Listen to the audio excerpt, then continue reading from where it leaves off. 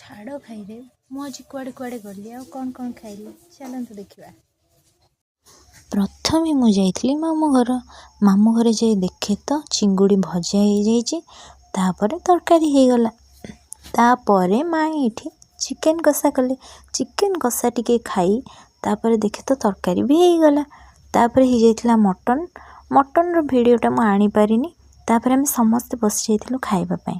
ଏଇଠି ବାପା, ମୁଁ, ମାମୁଁ, ମାଉସୀ ପୁଅ, ଝିଅ ଆଉ ଆଈ, ଆମେ ସମସ୍ତେ ବସିକି ଖାଉଛୁ। ଏଠି ମୋର ତ ଖାଇବା କମ୍, ଭିଡ଼ିଓ କରିବା ଅଧିକା। ଏଇଠି ଦେଖନ୍ତୁ ସମସ୍ତେ ବସି ଖାଉଛନ୍ତି ଆଉ ମୁଁ ଖାଲି ଭିଡ଼ିଓ କରୁଛି। ତାପରେ ମାମୁଁ ମୋତେ ଟିକେ ମଟନ୍ ଖୁଆଇ ଦେଇଥିଲେ। ଖୁଆଇ ସାରିବା ପରେ ଏଇଠି ମୁଁ ବସିକି ଖାଇଦେଲି। ଆମେ ଗୋଟେ ପତ୍ରରେ ମାଉସୀ ପୁଅ, ଝିଅ ଆଉ ମୁଁ ଖାଉଥିଲୁ।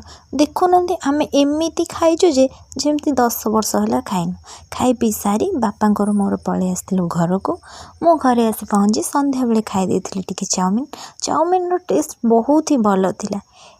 ଚାଉମିନ୍ ଖାଇସାରିବା ପରେ ଆଜିର ଭିଡ଼ିଓ କମ୍ପ୍ଲିଟ୍ ହେଲା। ଛାଡ଼ ଖାଇ କମ୍ପ୍ଲିଟ୍।